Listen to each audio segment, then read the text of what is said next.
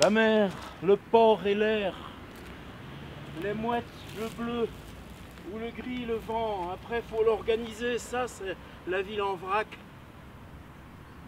Je mettrai l'air, le vent, les mouettes, le port, les cloches qui sonnent tous les quarts d'heure. Et les gens, les cloches, les gens à la fin, quand ça aura fini de sonner.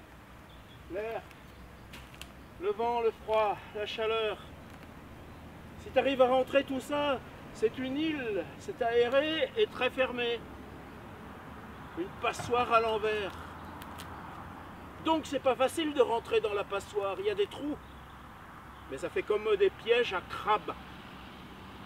Après, il faut pouvoir ressortir. J'ai une amie qui dit « Ah les gens, ah les cloches les gens, mais pas pire ici qu'ailleurs, c'est des gens !» L'air, le calme, les trous, les crabes au-dedans, les cloches, le sable et l'eau, les mouettes, et puis voilà quoi, je me méfie de l'écriture comme des gens. Les humains, c'est copinage et compagnie. Les humains, j'y crois encore, mais c'est des gens à emmerde, les humains. C'est Dieu qui a dit ça. Mais Dieu, j'y crois pas. En tant que femme, même Dieu déguisé en femme, c'est pas possible. J'ai croisé des juifs, des chrétiens, des musulmans. C'est la même histoire, ça permet de tenir. Moi, je tiens pas à tenir. Ou alors je tiens, mais ça me fait pas tenir. Je suis en face de l'église, la jauge est pleine, les cloches comme spectacle, succès garanti à chaque représentation, même si on est mauvais. À la sortie, je croise quelqu'un comme ça, je pensais qu'elle allait pas me reconnaître. Je regardais mon sac en plastique, elle me regarde.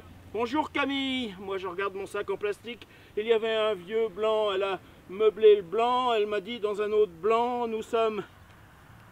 C'est les vacances. Je l'ai rassuré, je lui ai dit « Oui, de Pâques !» Les blancs sont plus éloquents. Moi, je regarde mon sac en plastique, des fraises et des gariguettes, des fraises d'Espagne et du sud-ouest. On peut faire 2 heures là-dessus. Il faut libérer la parole. Un flot, une vague de paroles. L'air, la mer, les mouettes, un flot de paroles encore. Et puis les blancs, oui, c'est ça. Un bon vieux blanc, puis un autre, et ainsi de suite, jusqu'à plus soif, jusqu'à voir l'horizon. Charles Penquin, le pamphlet contre la mort, se regarde comme quand on contemple longtemps un cercueil et qu'on imagine quelqu'un dedans.